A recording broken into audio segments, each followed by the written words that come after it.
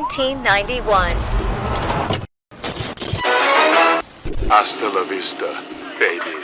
I ate his liver with some fava beans. Good night. After you fight, you grow. Okay, he's back. Good morning, My God, the children. The stories are true. He's come back to seek his revenge. You must make yourself remember. I believe in you, Peter Pan.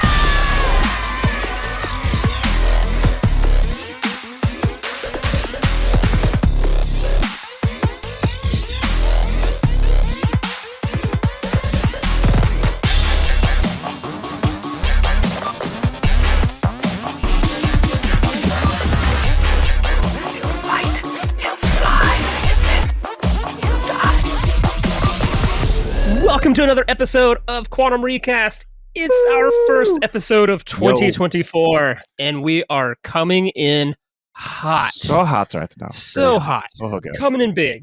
We decided to make a splash this year. But before we do that, hey, we're Quantum Recast. Hello. We're on all the social media platforms.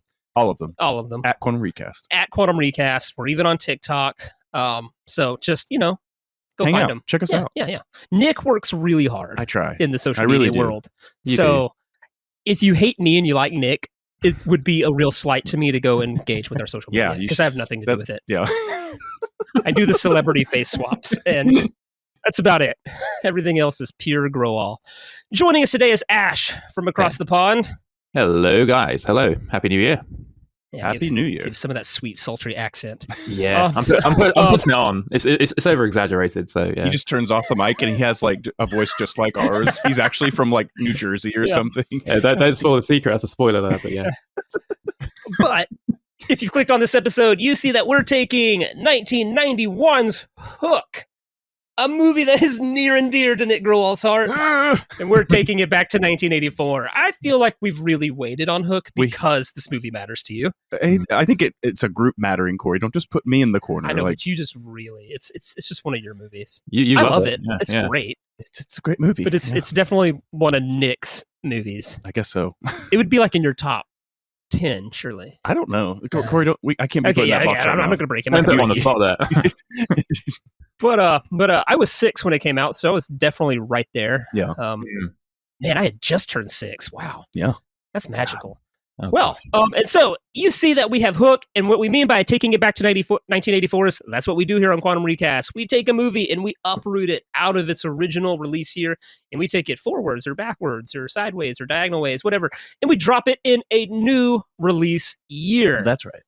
Because we want to see what that movie would look like if it had come out in 1984 in this case, especially what the cast would look like. Right. Yeah, so for we're sure. just pretty much taking the movie as is, and we're going to throw a 1984 cast at 1991's Hook.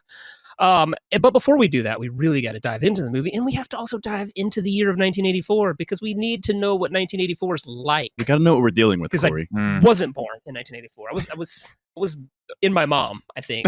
Nope, I wouldn't have even been in my mom. Poor choice of words Wouldn't there, have Corey. Wouldn't have even been in a twinkle in my dad's eye because I was born late in 85.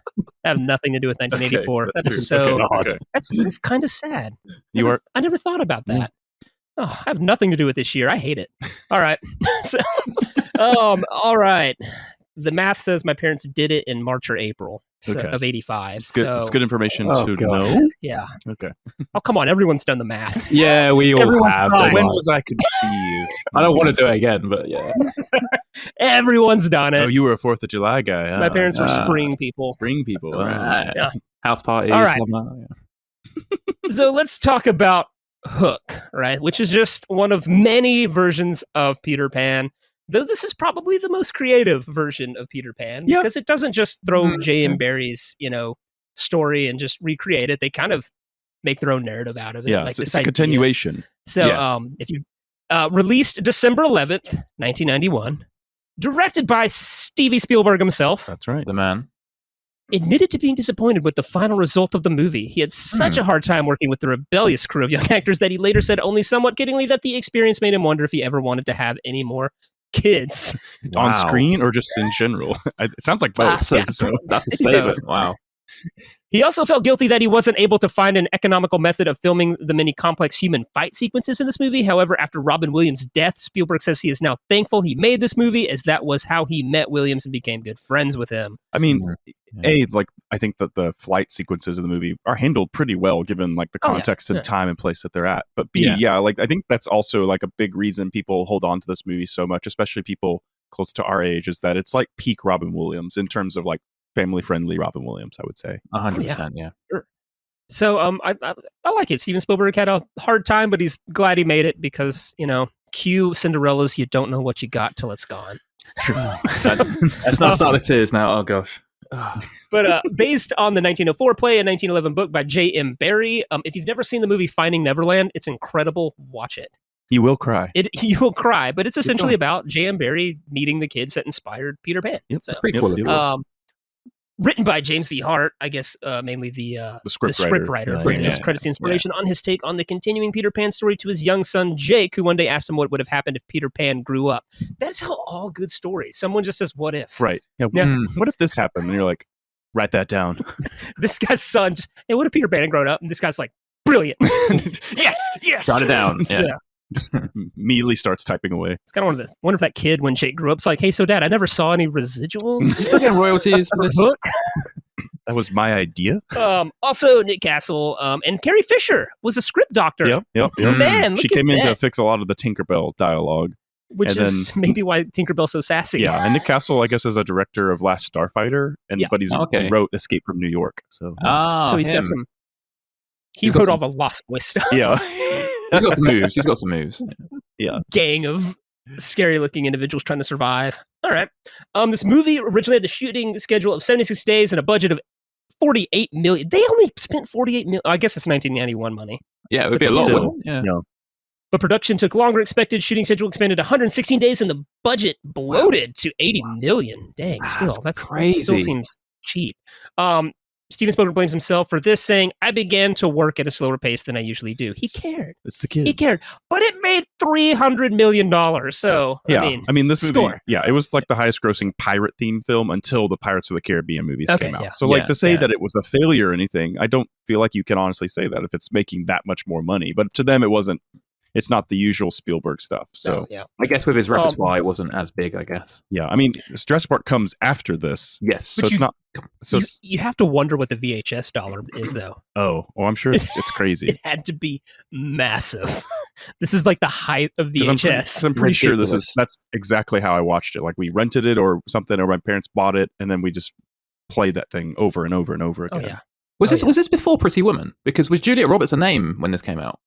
I believe Pretty Woman is right around this time. Yeah, she's a name for sure. It's the year before, so they're definitely casting off like this is the new It girl. Like we should definitely bring her in. Okay. Ended up making a profit of $50 million for the studio, yet it was still declared a financial disappointment. That is whatever. This movie has legs, and when that VHS money came in, they were probably like, "Yeah, we're fine." Figure it out. It's crazy. I just looked this up. This had a bigger budget than Jurassic Park. Really? Yeah, 63 million for Jurassic Park, and it's ballooned to 80. So, ridiculous. Dang. Wow. All right. Well, that means we need to talk about useless critic stats. I always like your audience chanting that with me. We need to film this in front of a live studio audience. Yeah, we'll do a live episode. Yeah. IMDb score 6.8 out of 10. Not bad. Rotten Tomatoes. Wow, critics hated this. They did. 29%. That's like almost rotten by their standards. Right. But a 70% or 76% audience score. So people enjoyed this movie. If you weren't trying to watch the fantasy movie with analytic eyes. Yeah. Metacritic, a 52. Wait, this says 52 and 71. The critic score was 52. The audience score was 71. I didn't even know Metacritic had an audience score. Well, that's the whole point. Remember last time you were, it was because the critic score is a 100%er, and then for some reason they make the audience one a 10 points. So it's technically 7.1. That's stupid. Metacritic is dumb. All right. Well, it's a 52 out of 100 with critics. So I just rounded the decimal over. Still not fun. Letterboxd 3.4 out of 5. And Ebert, our boy Roger Ebert. Oh, God. 2 stars out of 4. That's not terrible. Some quotes we've pulled from Ebert here is the ads for Steven Spielberg Hook ask the question, what if Peter Pan grew up? But the answer, alas, is that then he would probably start a lugubrious retread of a once magical idea. Somebody had their word of the day. Well, that's stupid, because he just confused Peter Pan with Robin Williams. It's two different people. What an idiot. Very conflicting. Here, we get the uncanny suspicion that Hook was written and directed according to the famous recipe of the country preacher who told the folks that he told the folks what he was going to tell them, told them, and then told them what he had told them. What? What? Ebert was sipping the sauce. Something. Yeah, he was having an off day. He's having. Yeah, if you can only give Hook 2 out of 4 stars, you're having an off day. Yeah. I feel like Ebert constantly has off days. We've just decided that he's either having a great day or a bad day. For a guy and he takes it out on his reviews. For a guy that gets paid to just go watch movies and all day, all week, and then write about them, he has a lot of bad days. He really does. But, he does. I'm pretty sure that's what Tarantino's 10th movie's about, because it's about a movie critic. It's just going to be about Ebert having horrible days. It's going to be about what causes his bad or good days and that influences movies. Oh my gosh. So I'm going to look forward I'm not to going to lie, I'm a little disappointed in the stats. Well, this is the weird thing about Hook, is that it came out in 91. So for all of us, it was a very big part of our child. It seems like that there's a window of time. And if you grew up in this window of time and watched it, it's one of your favorite movies. You may, even if you don't look at it from a critical standpoint, or you might sit there and go this isn't my favorite movie, you still love it. Yes. And then everybody on either side of that bubble just kind of just throws their hands up in the air and goes I don't get it. It's whatever. Yeah, no, I kind of agree with you. We're all similar ages, and I think the sentimentality sort of trumps the analytical perspective of a movie these days, because that was a range of different reviews and scores that were ranging from 20% to 70%. So there's a conflicting thing about this film. They don't know what it is. I think we kind of do, because we've allowed time to do its thing, and we've looked at this. Robin Williams' death has definitely concreted this film in history as one of his great films, and I think a great film in terms of historical Spielberg moments. But it's very hard to differentiate between sentimentality and film analytic. I don't know. So this film falls in a very grey area for me. Mm-hmm. I don't know. I feel like I can take, because I'm not even a fan of nostalgia. Yeah, I don't like it. So I try to base nothing off nostalgia. I try to understand that I'm prone to it, or that there's things that I can love. Yeah. But I feel like I've gotten to a point in life where I can say something's bad. Right. Nostalgic, but I like it because it was just there. For sure. And good. And to me, this is no different than Labyrinth. It's I don't know. It's just a good movie. Yeah. I think it's well done. It's the idea that kids movies can't be seen as critical darlings, or be seen as well-made movies. But I feel like that's just a very weird stance to take. If you walk into it's the same people that are I'm going to watch this kids movie, and it's just because it's animated or it's geared towards families, that it's not going to be of quality. And it's there's been so many examples of movies that have proven that wrong time and time again. And if you think about it, a lot of kids movies do more 90 minutes than a full 3-hour movie can do. Man, yeah. Now, granted, this is a much longer family film, and that's usually one of the complaints about it, is it's just so long. And I'm but there's so much attention to detail. Like this time, that's always the thing when I watch this movie. I'm trying to be why? Where's the critical errors here? What do people look for in this problem? And maybe I try to take off the nostalgia glasses, but I'm constantly sitting there going there's just as much attention to detail in this as any other Spielberg movie. The camera work is great. The set design. I guess they complain that it's unrealistic, but it's it's more like a theme park. But I'm that's kind of what works about it. What do you expect? Yeah. Yeah. No, you're absolutely right there. It's weird. I'm a little taken back by the scores. I'm just saying. I don't know. I can't tell if this is just even Letterboxd, I think is the one that hit me the most. This is 3.4 out of 5 because it's a relatively new service, and so this is all it's higher. I mean, if you put that into context, it's definitely higher. But I was still expecting to at least hit a solid 4. Yeah. But you know what? That's just because it's a bunch of millennials watching TikTok while they're also watching a movie. Damn you, millennials. Yeah. Or I guess it's just Gen Z. I think Nick's technically a millennial. And it took you 6 months to figure out TikTok, so he got there in the end. Extensive research. So, all right, Nick. Why did you pick this movie? Because I'm directing, right? Yeah, but I feel like we chose this movie together collectively. Yeah, but it's like you said, it's been discussed amongst the podcast for multiple years now as a potential episode. But I think we were either afraid to do it just because it was near and dear to many people's hearts. But we also trying to just think where does it fit? Where should we take it? So, but the reason why, I think we've kind of touched on it already a little bit, but it's just it was a thing from our childhood that we loved a lot growing up, and maybe I'm more on that side of it, or it's a bigger deal to me than both of you. I don't know where you guys. It seems like you both really enjoy it. I watched this movie ad nauseum as a child. Yeah. It was just always there. What about you, Ash? Peak time, yeah. I grew up around 89. I watched this probably when I was 5 or 6 a few years later with like Jurassic Park, and this hit me really hard. Watching it again, I mean, is a whole different experience. But yeah, the first time I watched it was one of the best movies I've ever watched. Honestly, it was just a good ride. It was on par with like the Goonies and E.T. and it still did what it did in the 80s with Spielberg's films. So. Yeah, it was in the rotation with all the other VHSs in my home of like recorded Star Wars movies, Back to the Futures and Indiana Jones and stuff like that. So it fit amongst all of that seamlessly to me. Yeah. And rewatching it now, it kind of has the same effect on me that watching like It's a Wonderful Life does, in the sense that every time you watch it, you kind of get a different perspective. And I think that's because like as a kid, you're watching and you're like, oh, this is a good story and this is fun. But then as you get older, you start to relate to you might relate to Jack more. You might relate to Rufio more. And then you start to relate to Peter himself and Hook as well. Like you start to kind of, it's one of those that just continues to age well, I think. Oh, for sure. For sure. Yeah. Well, that's why we picked this movie, because it's near and dear to our heart, and we just, whatever. Sometimes we just have to put ourselves to the ringer with these movies. And the answer is, Corey, I'm ready to hurt again. Yeah. I'm scared. I'm honestly scared to go up against Nick right now. It's a new year, new you. I know how much this film means to you. This film means a lot to you. And I love this film too, but oh my God, I don't know what to say about the casting. So we figured if to start the year off demolishing something that's near and dear to so many people. Right. It'd be perfect. It's like, hey, it's the rest of the year smooth sailing. I don't intentionally want to demolish this, by the way. Yeah. Oh, but hey, maybe we did good. Maybe we're going to give us a really good 1984. Yeah. I hope so. I really do. And so, I think the year we chose 1984 it's the reason we take any sort of fantasy movie to this year. It's the peak time. Yeah. It's Legend and Labyrinth and all these other fantasy movies that are, Schwarzenegger's making all the Conan movies. This is where it fits. This is where it fits.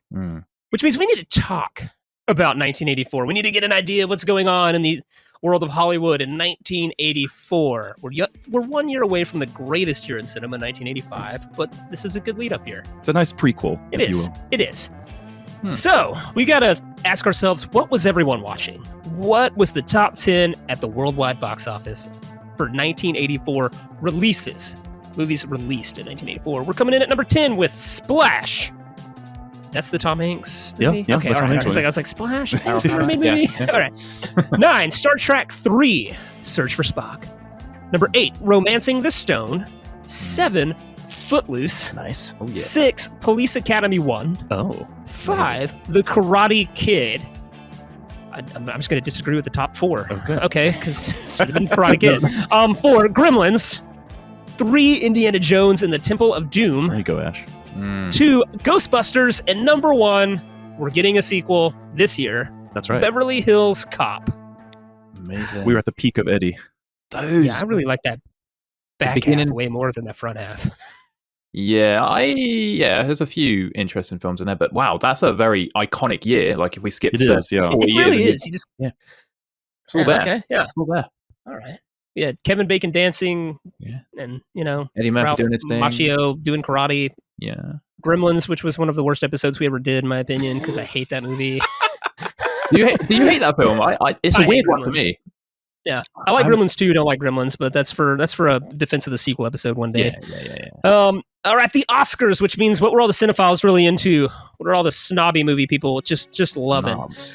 Best Supporting Actress for 1984, Peggy Ashcroft, A Passage to India.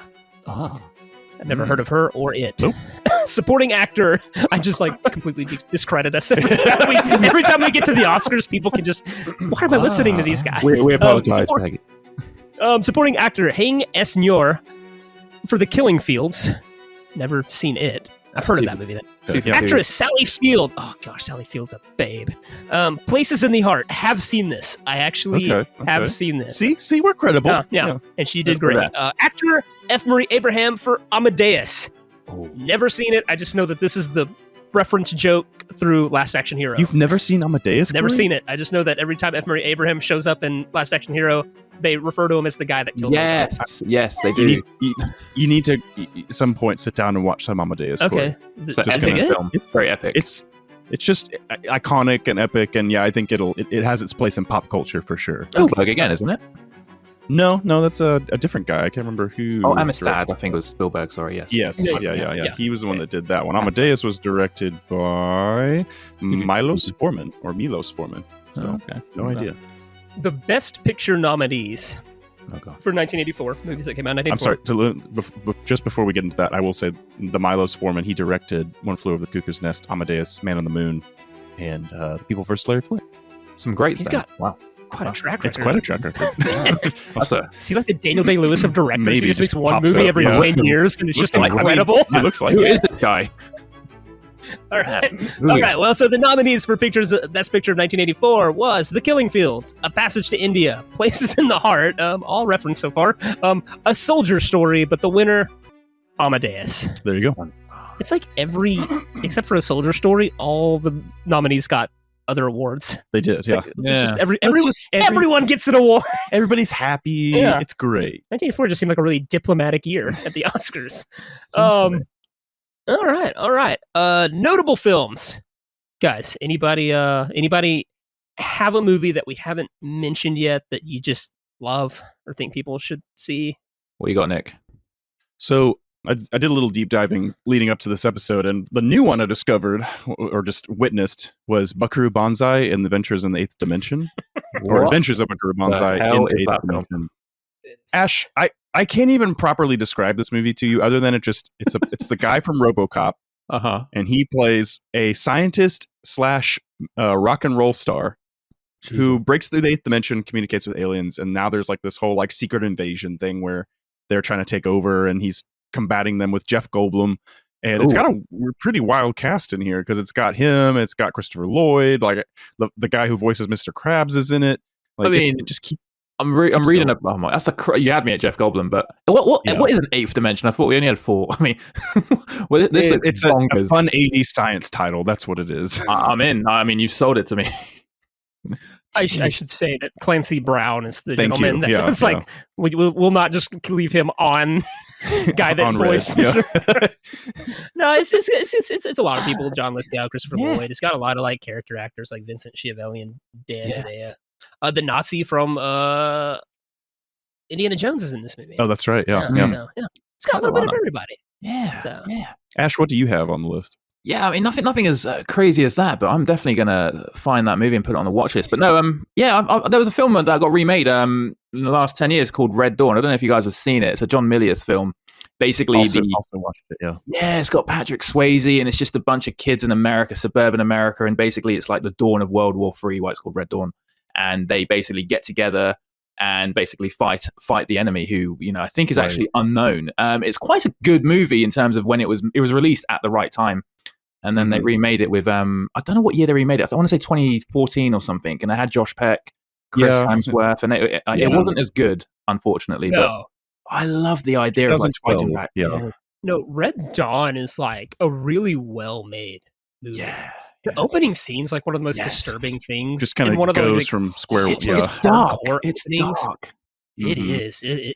It's a wild, but like I went through watching it and I was just like, nobody's having a good time with this. But also the Russians are so inept that they can't take out these kids hiding in the mountains and stealing their weapons. It was the Russians, wasn't it? Yeah. Is it Russian? I feel like they it's a combo Russian and Cuba, and it's like either make it Mexico or Cuba or something. Yeah, it's like they never I don't think they ever say anything. Guys, it's the Russians. It's I mean, it's the 80s. We can assume, they were Eastern European. Yeah, it's the 80s. That's who we were afraid of. So, quick fun fact for you, Ash, before we get Corey's pick, but I have been to the town that they filmed a lot of the scenes of like the internment camp. Are you joking me? Las Vegas, New Mexico, not actual Vegas, but they filmed movies like No Country for Old Men there, and they used the drive-in movie theater that I went to watch a couple movies at for the internment camp in that movie. So it was kind of cool to get to experience. Is insane. Yeah. Very jealous. Very jealous. Man, what about you, it's Corey? 1984. I've seen everything except for Amadeus. I mean, it's Purple Rain, it's Revenge of the Nerds, it's Terminator, it's one of the best Friday the 13th, it's everything. Streets of Fire. Yeah, it's a good year. Oh my gosh, this is Spinal Tap. It's a stupidly good movie, but 16 Candles. How did that not make the top 10? What were people doing in 1984? They're watching all of these good movies, Corey. Yeah. They had to spread it out. Oh, Well, either 16 way. Candles. I'm just going to recommend a movie. Just for anyone that's just into like some weird stuff. Okay. Called Runaway. Runaway. Okay. Runaway, 1984's Runaway. It's a Tom Selleck movie. Okay. But the reason I've watched this is because it's the first movie that bassist for Kiss, Gene Simmons, was in. And he plays the villain. Oh my god. And it's like a future movie, and like there's robots everywhere, and Tom Selleck's just like this cop that works on the robots. Like he's like almost just a robot maintenance guy on the force. But then Gene Simmons is taking the robots and like programming them to kill. This movie isn't real. It's super real. This is Michael Crichton, Corey? I didn't know this. What is it? Michael Crichton Yeah. directed it. And Yeah, he wrote it. Oh my He's the god. writer-director. Wow. I love him. Come on. Exactly. So I mean, it can't be bad, right? You've I've blown never Ash's heard mind. of it. This is crazy. Oh my god, I'm having like a revelation here. Is this a novel or? I don't think. I think he wrote it just for the screen. Oh, That's okay. amazing. Well, Yeah, I'm it's gonna the watch it. 80s. Everyone did. Stephen King did it. Everyone did it. They're like, you know what? I write books. How hard can it be to direct a movie? Ash, you can rent it on Amazon Prime. Just FYI. I will be doing that as soon as we get off this call. Yeah. It's a pretty fun movie. I as a kid, I thought Kiss was the greatest thing ever. So I like watched all of Gene Simmons' movies, and this is wildly the best one. There's Okay. one where he plays a transvesite, a John Stamos movie that's Oh. really good. Interesting. I forget what it's called, but it's also awesome. So he's not a great actor, just so you know. All right. So how does the movie change in 1984? Well, I think that it doesn't. It's really more about who's in it than what changes outside around it. Because I feel like, in terms of set design, practical effects, and the effects that are introduced in this movie, it's going to be relatively the same. I don't feel like they were doing. It's not Jurassic Park where you have a bunch of CGI dinosaurs and stuff like that going on. I feel like this is just fantasy filmmaking at its peak before the CGI takeover, basically. So I think it translates well to a 1984 Hollywood. Yeah, I would have to agree with Nick. I think 1984 actually might complement the 1991 version because it might not rely on the attempt of CGI, which was still good, and the special effects were good, but the practical effects that was on the Spielberg 1991 boat, I mean, could easily be done in 84. I think it might, you're taking it back 7 years. I think it'll still probably be the same film. I think Nick's absolutely right. It's just dependent on who's going to be in the film and how that changes. But I think everything else stays the same for me. Yeah. And I think the 90s were all about like these dads like trying to get in contact with their kids, basically. But I do think like it'll also hit in the 80s because you're talking about like yuppie culture and stuff. And so Peter Pan being like just all about money and Reaganomics and stuff like that, that also hits really well too. Like those are still themes that are covered a lot in the 80s, I feel like. Yeah, for sure. Here's an interesting thing. Okay. So in the movie, they fly Pan Am. Yeah. I'm weirdly I collect a lot of Pan Am t-shirts for some reason. I have a weird amount of them. I think I just like that movie where Leo DiCaprio's Catch Me If You Can, just constantly pranking Tom Hanks all over the country.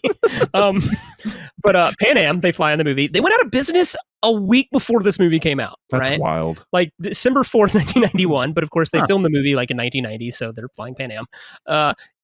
And the failure of the airline was just due to failing standards of maintenance and safety, which is what you want in an airline. Sure. You want them to, there's like that one in Alaska that just had a window fly out of it and they're in trouble now. And you're like, they're probably going to go out of business because people just don't want to be on your plane. Nope. If they might die.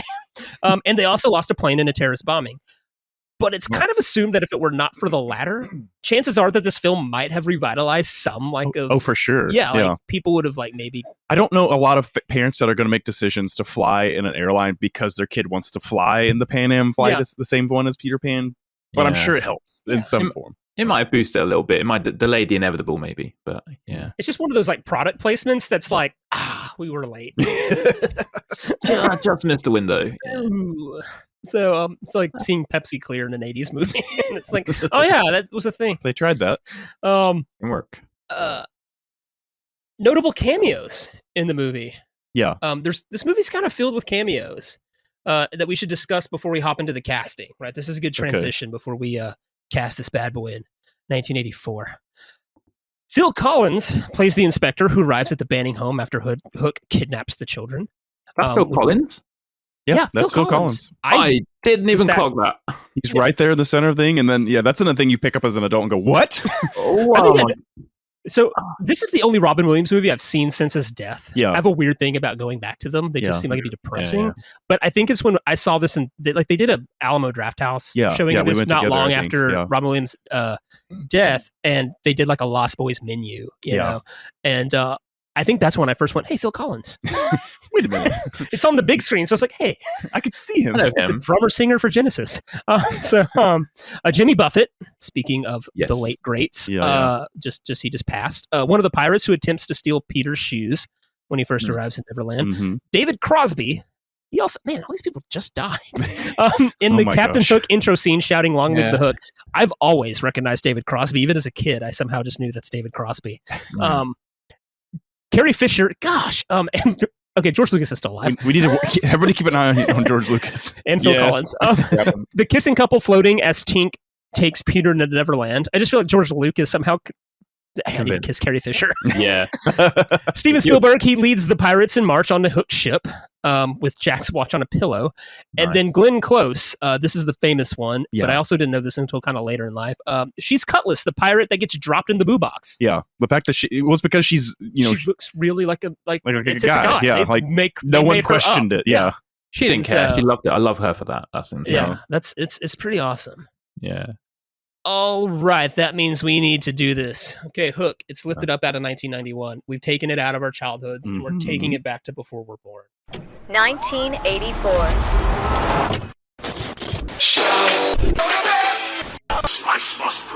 Fortune and glory, kid. What are we waiting for? 1984. I'll be back. You have arrived. So now we need to give it a 1984 cast, if you will. Let's do it.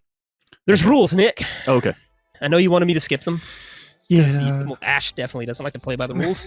But rule number 1, anyone you cast in 1984's Hook must be alive in 1984. Not going to bring anyone back from the dead. Okay. Anyone you cast has to be free to do so. They cannot be in prison. You know? Got it. I'm not completely aware of all the actors that went to prison in the 80s, but I'm sure there were some. Rule number 3, they have to be active. Yes. Acting. Now, that's going to go into a new rule. So any adult role has to be actively acting, which we define that as having a credit in 1984. Yeah. Yes. So rule 3B.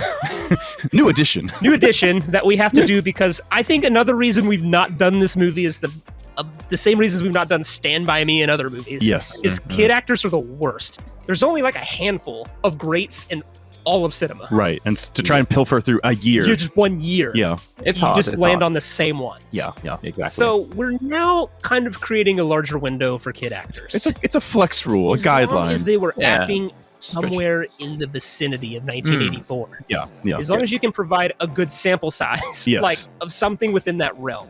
Like, again, 1984, you can't cast young Brad Pitt. Yeah. We know it's not a thing. He hasn't started a movie until 5 years later. Yeah, so and he's an adult. Yeah. I mean, it's just like that's a rule still.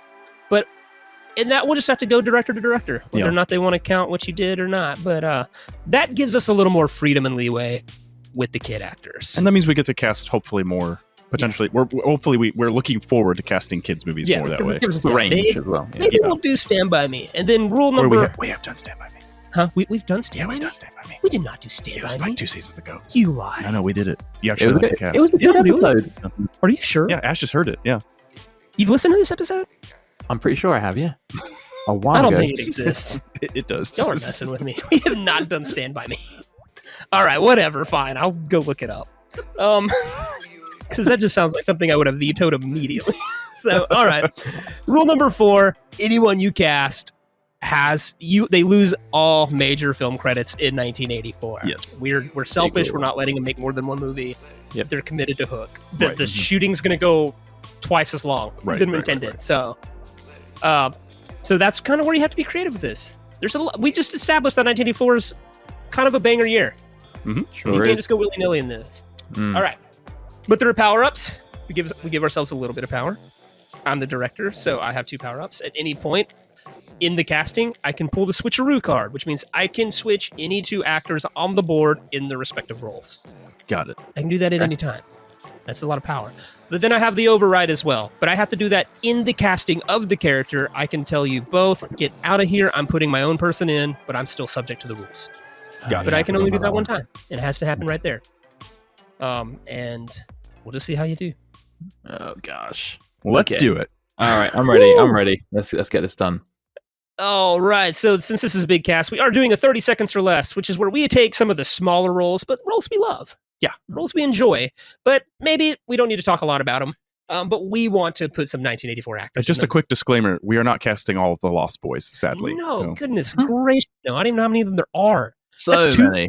Even with the new rule, that's too many. It's too many. Yeah, it's too many. So, all right. So our 30 seconds or less will be this. We will have is it gutless or cutlass? Sure. I think it's cutlass. Cutlass. Is it cutlass? Oh, okay. It's got to be cutlass. It's a pirate, but I guess some pirates are gutless. It might be gutless. So who knows? I'll look it up while you're Let's know.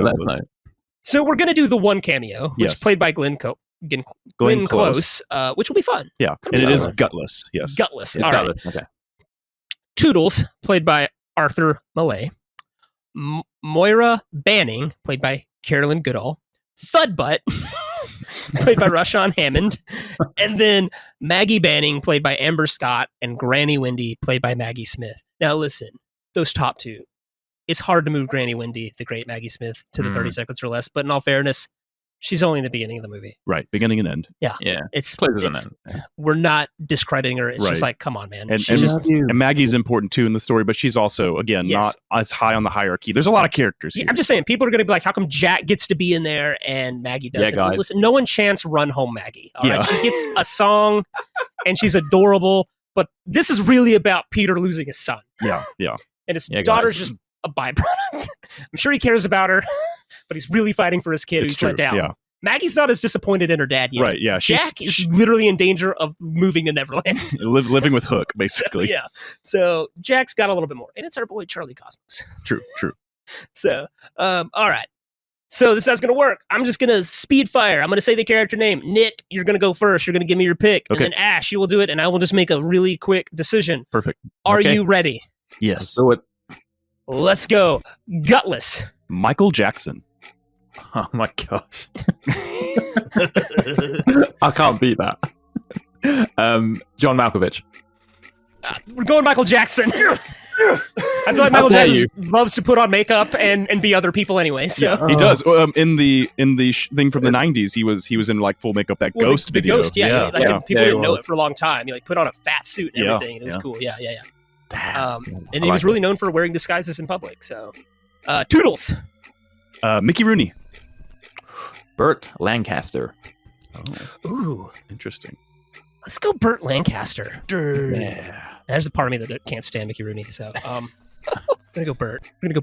Moira Banning. Jessica Lange. Ooh. Sally Field. I can't not pick Sally Field. Because this is 30 seconds or less, and she doesn't lose her Oscar, so we're fine. We're fine. I should have prefaced to 30 seconds or less are not bound to the rules. Sally Field keeps her Oscar, and she gets to be Moira Banning. She's a babe. She will always be cast. All right. Everyone doing it. Thudbutt. For Thudbutt, I have Leo O'Brien from The Last Dragon. Ooh. Very nice. Sort of testing Rule 3B here. LL Cool J. LL Cool J. Leo O'Brien. Leo O'Brien, yes. I think you're both playing dirty. You're just bringing up things I adore. Yeah. All right. Maggie Banning. Maggie Banning. For me, I'm picking Heather O'Rourke of Poltergeist fame. The little girl watching the TV saying they're here. Ah, very nice. I like that one. Mine, Corey, is Jennifer Connelly. 14-year-old Jennifer Connelly. She's doing Once Upon a Time in America this year. But it's all Wait, when was Poltergeist? I just need Poltergeist was before this. How many years before? Poltergeist came out in the year of our Lord 1982. So you've got 2 years before. What's her name? Her name is Heather O'Rourke. Is she alive? She's alive at this point. She dies later. Okay, I was just making sure she died really young. Yeah. Okay, all right. I'm gonna go Heather O'Rourke. Cool. Then. Bless her. Then finally, Granny Wendy. Julia Andrews. Oh, dang. Guess what? I've gone the same. Yes, Julie Andrews! across the pond, high five. Everyone's boom. nanny. Nice. Everyone's favorite nanny. Yes. Woo. Perfect. I mean, we had to. Once I saw it, I was like, no, that's right. That's it. Yeah, same. Yeah, forget Maggie Smith. Sorry, Maggie. All right. Okay, cool. It's interesting too. While we're on the subject of Maggie Smith, Okay. because of this movie, I've always assumed Maggie Smith is 80 years old. Right. Yeah. She's like 50 here. Yeah, I made it. didn't know that. But it's like I don't have a lot of reference for Maggie Smith until much later in life with the Harry Potter movies, Right. in which she is older. Yes. And it's like, wait, she's from Hook, and she was 80 in Hook. Yeah. But then you're like, oh, never mind. They just did great makeup on her. All right, so, and I guess I should say Dame Maggie Smith. She's been knighted. Oh, okay. All right. That's good. That's good. And then the prayer she recites is from the play Peter and Wendy. Okay. So, and in the original draft of the play, Toodles and Wendy got married when they grew up. I saw that. That's interesting. Is that true? Because you were kind of wondering who Toodles is and what's his why is he still in this home? And it's just because he's too old and Lady Wendy doesn't want to put him in a home, basically. Yeah, that's kind of what it is. So it seems like they should have got married. You know. Because that would have really hurt Peter. Listen, she never got over Peter, Corey. Clearly. Ever. That's true. Which is really a weird kind of concept. There's a lot of weird concepts in when you get dynamics older, going on. You're kind of figuring out, you're like, oh, dude, the old lady had the hots for Peter. Still had the hots for him. Yeah, I think she did, yeah. And he married her granddaughter. Her granddaughter. Yeah. That doesn't happen a lot. We're saving space for the fact that it probably has happened, but probably has happened. We'll just leave it at that. This is what happens when you watch it older. All right. So we have 6 roles in our main cast here, which we'll give a little bit more conversation to, right? And we're going to start out as follows in the order we'll cast them. We have Smee. Got it. We have Rufio. We have Tinkerbell. Obviously. Jack Banning. Captain James Hook. And of course, Peter Pan / Peter Banning. So we're going to start with Smee. Okay. Captain, that is the point. What do you mean? That is the ultimate revenge. What is?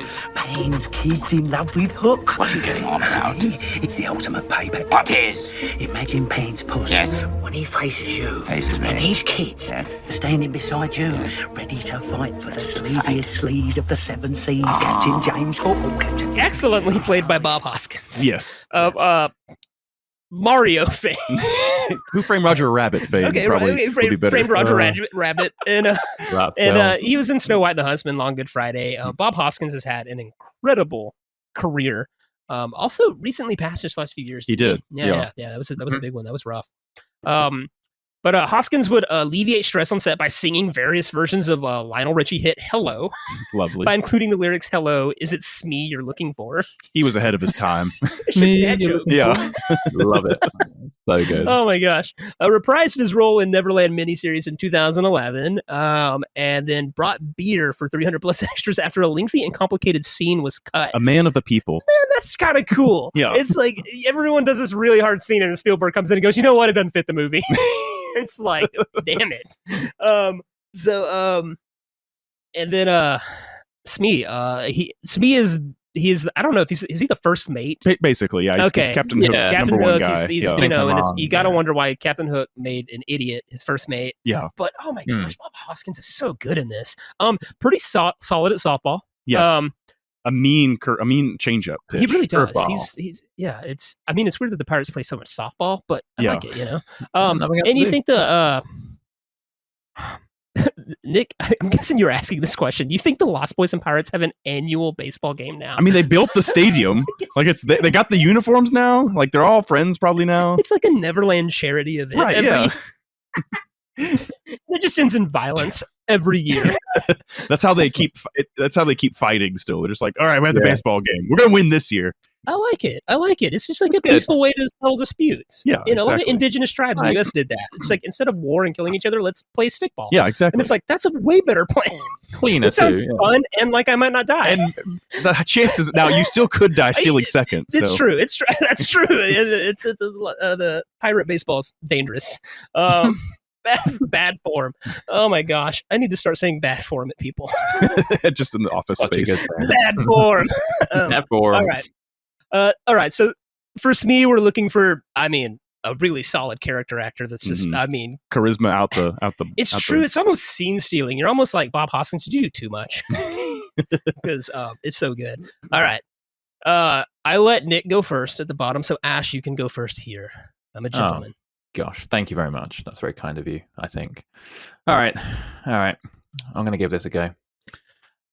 Okay, so yeah, like you said, I think Bob Hoskins is perfect in this role, and you've described him perfectly. Scene stealer. I realized he was 49 when you played him, and I've casted someone who, at the time in 1984, is going to be 34. So I've taken it down a bit, but I don't think that changes who I've casted. And I've wanted a bit of 80s blood in this, so I've casted John Candy.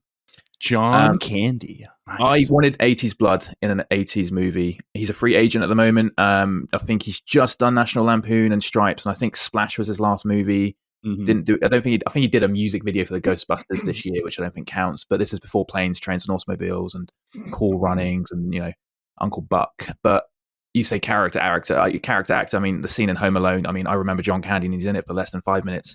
I think he could maybe be up for the challenge here, and I think he will over deliver as Smee. So yeah, I'll give you John Candy.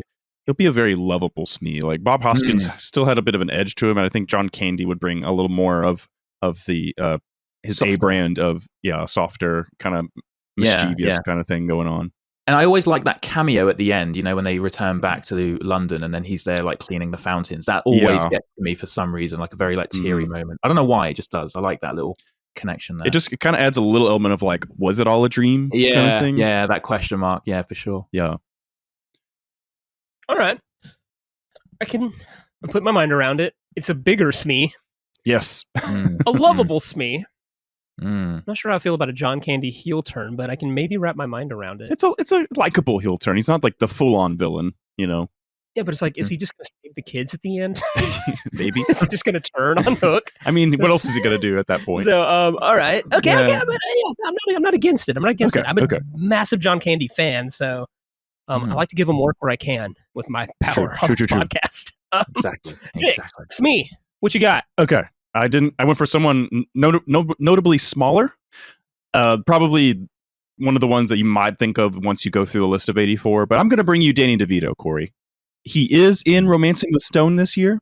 While it's a slightly sizable role in that movie, I do feel like it was just kind of comparing, going, okay, Romancing the Stone was successful. It was fun. He clearly had a good time doing it.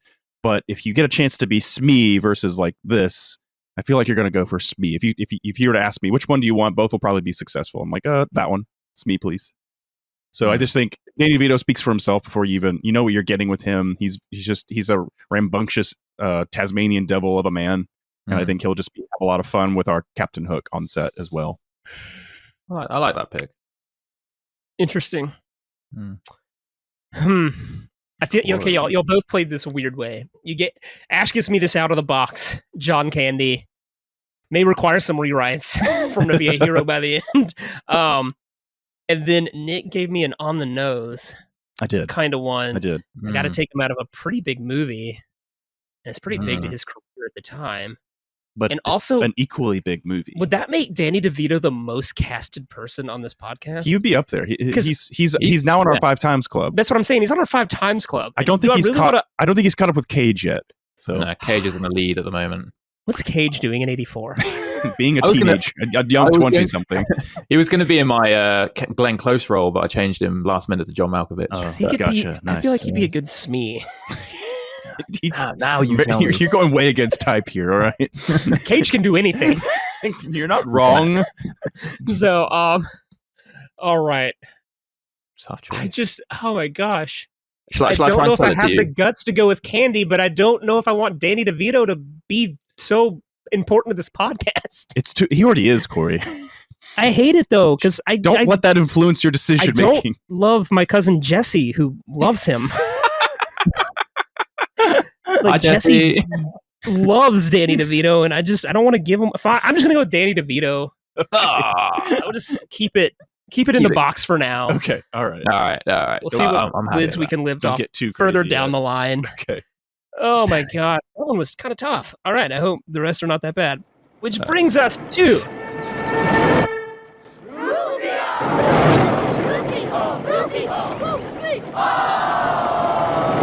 No, Mr. Skunkhead with too much moose. You are just a punk kid.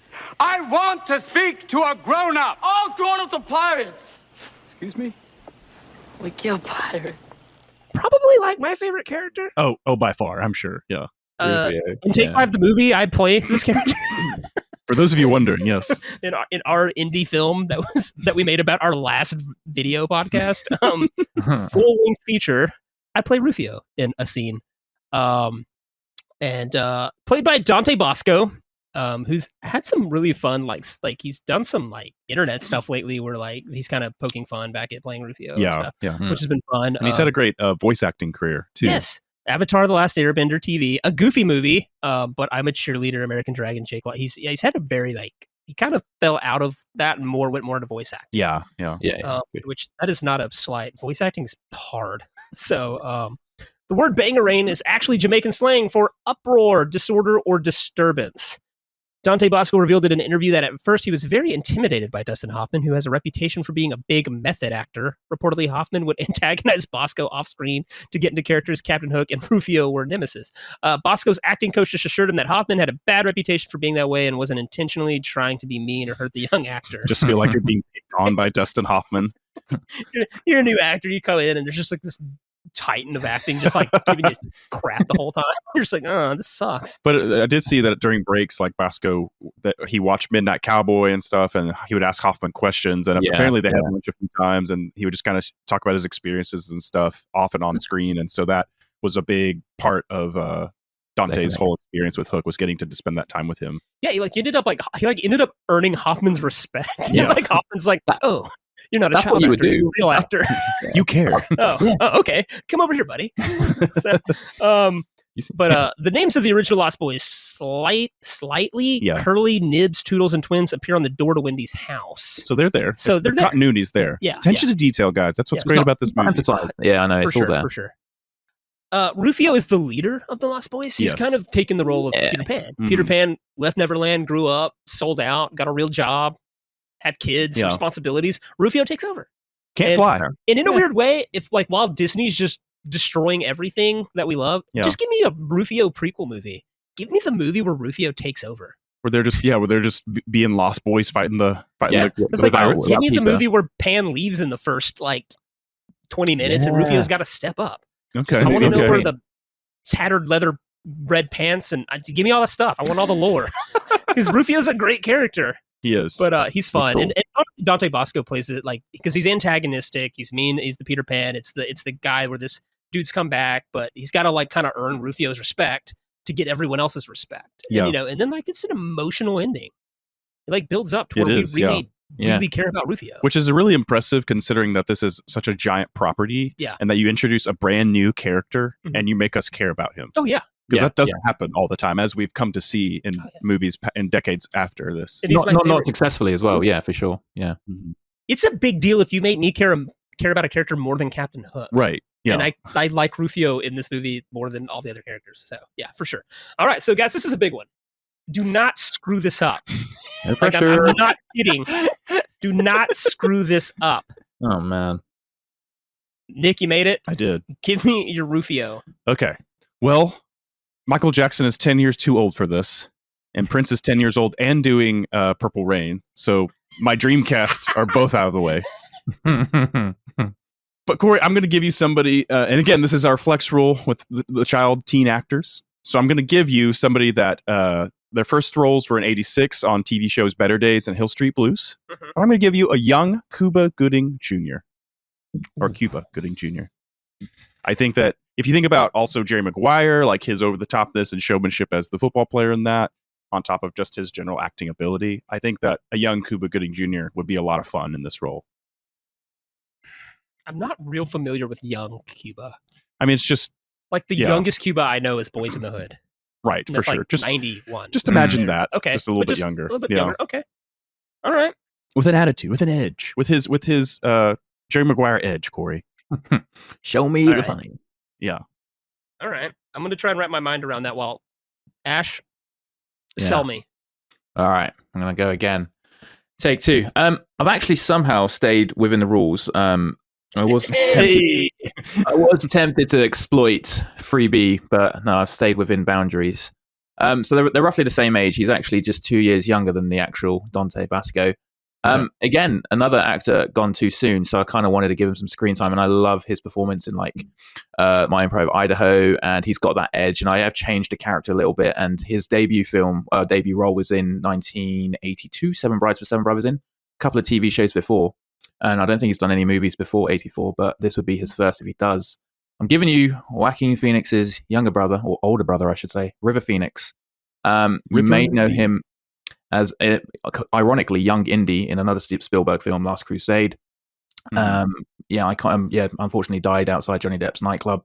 But we didn't see enough of him, and the stuff that we did saw, kind of the Heath Ledger of the 80s or 90s for me. There was so much potential there. It was just coming to bloom and got cut short. And I really did want to have that sort of... he had that talent at that age, I think, at 14 years old. Like, you could see that in the TV shows that he was in 82 and 83. So I'm giving you River Phoenix. Okay, cool. That's such a good comparison, the Ledger Phoenix Yeah. thing. I've never really thought much about it. I mean, we obviously got a way bigger sample size out of Ledger. But still, it's like that weird, unappreciated Titan that died right when everyone was starting to come around. I'm like, oh, this guy's good. Yeah. When he died? Yeah. All right. And they both obviously love to do more indie stuff than... Yeah. All right. Okay. I'm really tempted to go early on my override. Oh. Drawing him out. Done it. We did it. Rufio's my favorite character, but it's at like the I don't same know. I don't know what makes us feel better is that we force Gordon to pull his draw, or that he doesn't like either of our picks enough. I don't know. Well, we get Peter Pan, so it's fine. I mean, the way I always do this as a director, I have like 3 overrides ready to go for characters I really care about. Yeah. Or I think are important. So like, obviously I've got a Rufio in my back pocket, I got a Hook in my back pocket, and I got a Peter Pan in my back pocket, just in case. Okay. Because you guys could totally blow it up top. And we need those actors to slap. It's possible. But I love Rufio. It could happen. Here's the thing. Cuba Gooding Jr., I just don't know what he's like as a teenager. Again, it's hard for me to think of him past Boys in the Hood. Young, dumb, impressionable. I mean, I get it. And he was just doing TV? Yeah, he was just doing TV. In 86 is when he gets his start. So this is about 2 years before we would see him. And then River Phoenix is like massive talent, but he does Stand By Me 3 years later, and he looks 12. Right. So it's just like, what do you look like in 84? He's, I think, just kind of a runt. And so I'm tempted to go with a guy I got. Okay. That I'd be pulling out of one of the most important films to me, but he's playing a high schooler. Okay. I'm going to override here and put Johnny Depp in. What? As Rufio. Oh my God. What? 21 Jump Street himself. The irony. He's 21, but he plays high schoolers for the next 5 years. Right. It's true. He's got that baby face. So we're just going to get a slightly older, maybe also pushing Lost Boys terminology. But we're pulling him out of A Nightmare on Elm Street.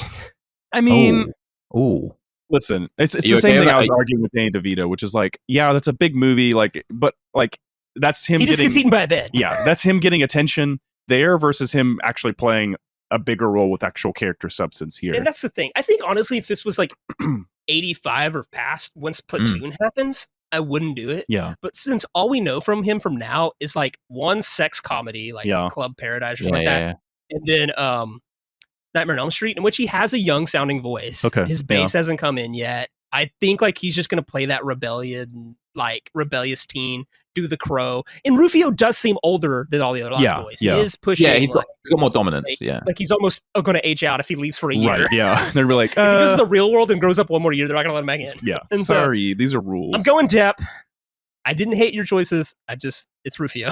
Okay, understandable. Are you happy with taking him out of Nightmare on Elm Street because you love that film? No, That's true. It's hard. It's hard. Yeah, but we kill some darling. We're giving him a bigger role here in Hook, right? And I think we're going to cry at the end. Oh yeah, hard. Yeah. So all right. Tinkerbell. Pan. Well, whoever you are, it's still you, because only one person has that smell. The smell of someone who's ridden the back of the wind, Peter. The smell of 100 fun summers of sleeping in trees, adventures with Indians and pirates. Oh, remember, Peter? The world was ours. We could do everything or nothing. All I had to be was anything, because it was always us. Which is wild, just because, as far as I know, she was really horrible to work with. Well, if you think about it, she is the one that had to work on the green screen by herself on like a stage studio, while everyone else is getting to have fun with Robin Williams on set. Everyone else is in Neverland playing baseball. Yeah, exactly. She can hear their laughter in the set next door. Can I get out the box? And so, but yeah, I dubbed her the nickname Tinkerbell because she was difficult to deal with. But given that was probably one of the first existence moments of green screen for big actors. Yeah, it's probably an actor never having to deal with that. Yeah. Like, they don't have, now it's just like, if you're going to be an actor, just understand that you may be working in, just think about Avengers and you see all the behind the scenes footage and it's like the biggest moments. Yeah. It's like Iron Man's death and the Avengers assemble. And it's like, you see the behind, it's like, oh, they're standing in a green room. Yeah. And you're like, I kind of appreciate acting now because they're having to really go there, create everything around them. Nothing. And like, that's wild to me. But yeah, played by Julia Roberts, who has just become America's sweetheart in 1991. Mm-hmm. Pretty Woman, won an Oscar for Aaron Brockovich. She's in My Best Friend's Wedding, Notting Hill, Ocean's 11. Nick, you did not write down Steel Magnolias. How dare you? Excuse me. Was one of the best movies ever made. But yeah, one exchange of dialogue, writer Cohen credits to Carrie Fisher are the lines when Tinkerbell says, "You know that place between sleep and awake, that place where you still remember dreaming, that's where I'll always love you. That's where I'll always be waiting." Carrie Fisher can write. Yeah. Man. She's doctored so many scripts, apparently. Yeah. That was her. Oh, yeah. Really? She's a big writer because she was like a recurring character on 30 Rock. Yeah. Tina Fey wanted to like capture that Carrie Fisher was a writer like Tina Fey that became an actor. Gotcha. So, yeah. Yep, but apparently Julia Roberts almost put the production into jeopardy when she fled California after her wedding to Kiefer Sutherland was called off. She was making look when that went down. Yeah. She did herself no favors with the Tinkerhill moniker. Oh my God. Dude, she ran away with Jason Patrick as well. Yes, with his Lost Boys co-star. That's crazy. Was she even thinking about the taint she put on that movie by acting a fool like that? Oh, man. Run off with someone else, not his boy from Lost Boys. Oh my gosh. And then they made the film Runaway Bride. Yeah. Steven Spielberg essentially had to threaten to fire her to come back. Then the other piece of thing I want to throw out there is she had they gave her the teddy bear from Captain Hook's cabin when she had to checked in the hospital for nervous exhaustion. But then Spielberg realized that they were using that scene. They're going to shoot that scene the next day, so they had to rustle up a lookalike in a few hours. Oh my should have God! gone to the hospital like, just grab it. I just need it for today. You'll be fine tomorrow. All right. Well, okay. So we're looking for a very sassy actress here because that's Tinkerbell. She's all sass. Yeah. I really don't. I've read Peter Pan. I can't recall much, but I feel like Tinkerbell is mainly based off the Disney version and all future iterations. Yeah. This very kind of aggressively mean, protective of Peter Pan. Mm-hmm. Might kind of love Peter Pan. Yeah. I mean, I know that we see Peter Pan as a kid, but I didn't think he looked that good to have like Wendy. How dare you say that about Dustin Hoffman's son? Tinkerbell. Married kind of above his station with Moira. Listen, he was just a player. The more you read about Peter Pan, the more you look at it from another perspective, the more you realize he's kind of a dick as a kid. Oh yeah. A little bit. Yeah. Yeah, I get it. All right. So you made it. I made it. So I will choose Tinkerbell. But I guess Nick will keep it with you since you made the one before. Okay. I kind of kept in the same mindset of like younger kind of person on like Julia Roberts was big on the scene at that moment. So I was pulling somebody that also had just kind of blown up. And so I'm giving you young Demi Moore, Corey. This year she is doing General Hospital, Blame It on Rio, Bedrooms, a TV movie, The Master TV show. But the main one was this No Small Affair movie. It's just kind of like one of those lost 80s kind of comedy coming of age stories. Okay. But I think what's it called? No Small Affair. I think I've seen it. Probably it's okay. Yeah. But I think she just has, you think about St. Elmo's Fire, how she was in there. She was kind of fiery in there as well. So I think she just leans into this really well too. And she can pull off the haircut. Oh yeah, she can. Yeah. She can.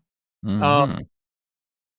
Smooth. Bringing St. Elmo's Fire into it. That's a good move. You see what I did there? That's a good move. Good move. All right. Ash. Hello. Demi Moore is on. Nick dug into the Brat Pack. I did. Yeah. The Brat Pack, but that's okay. Yeah, I like what you did there, Nick. Very, very sneaky. Oh, Fortunately for you, I've also done the same thing as well, but I've gone somewhere else. I'm playing to the heartstrings of Corey. I've delved into Source of the Brat Pack. This was my issue with Tinkerbell. I needed someone who had a good smile like Julia Roberts. I didn't want them to be too sexy to be distracting, but I wanted that sort of, like sassy attitude, but also just that smile just knocks you out. And Julia just has that all the time. So I wanted someone with a good smile, like a great smile. Not saying Demi doesn't have it, but this person for me always has a good smile. And for me, I'm picking also in St. Elmo's Fire, Andy McDowell. Oh. Roughly the same age. Oh, Andy always McDowell. also bringing St. Elmo's Fire into it. Yeah, classically playing Dale. Man. But yeah, it's just her smile reminds me of Julia's, and she's got great legs. And you see that sassiness in Hudson Hawk. If you've seen that film, she's got some serious attitude in that film. I just think she can kill this scene. So yeah, I brought two. I guess there's two St. Elmo's Fire, which is 85, I think, the year after this. So yeah. And what does she do? She just started in Greystroke. She played Jane in the Tarzan movie in 84. So we've taken her out of her debut film. So the only bad thing about her is she's not established yet. She's not a name yet, Corey. She's in that weird Christopher Lambert Tarzan movie. All right. Yeah. Great film. Ian Holmes. Okay. All right. Huh. Okay. Y'all both played pretty strong here. I should admit that I literally considered how much I like 16 Candles and thought about having an override here with Molly Ringwald. Because I don't know why it can't be a teenager. Like that Tinkerbell can't be a teenager. I would say that would help because if you think about the logics of it, if she's in love with Peter Pan, she should be younger. Yeah. Like at least from our perspective. Yeah. I'm just saying. I considered it, but I like 16 Candles too much. It works better when in Hook when she's an adult, when Tinkerbell becomes a human and kisses Peter, so it's not weird. Like if you have an adult Peter Pan and a teenage, Molly Ringwald kissing a middle-aged man would have been weird. Yeah, probably not as weird in 1984, but people would watch it now and go, you'd be like, you can't enjoy this movie anymore. Okay, since Molly Ringwald listens to this podcast, I just want her to know I think she'd be a perfect Tinkerbell. I'm gonna go Andy McDowell. Really? I am.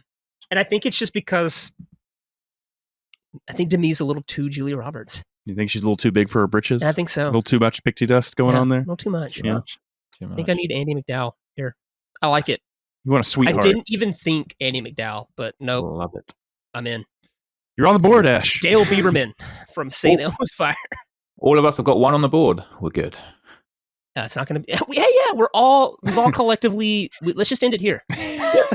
Corey, everything's fair. We have three more. All right. Well, that just brings us to Jack Banning. Never letting me blow bubbles in my chocolate milk. Good form! Bravo! Isn't that wonderful? This is for never letting me jump on my own bed. Make time stand still, laddie. We're always making promises and breaking them. You're never doing anything with me. Love to see what y'all did here because it is a child actor up top. You had to try. Played by Charlie Korsmo. Nick, you didn't write down Charlie Korsmo's credits? I do. It's you did? Dick Tracy in 90. Okay. What about one film? Can't Hardly Wait. Right. Okay. Yes. His glorifying moment. Charlie Korsmo in Can't Hardly Wait is incredible. And just on the subject of, I didn't realize it was the kid from Hook until probably like the third time I watched Can't Hardly Wait. Yeah. And I was like, oh my gosh, that's the kid from Hook. So, all right. That's going to come up a lot in this episode.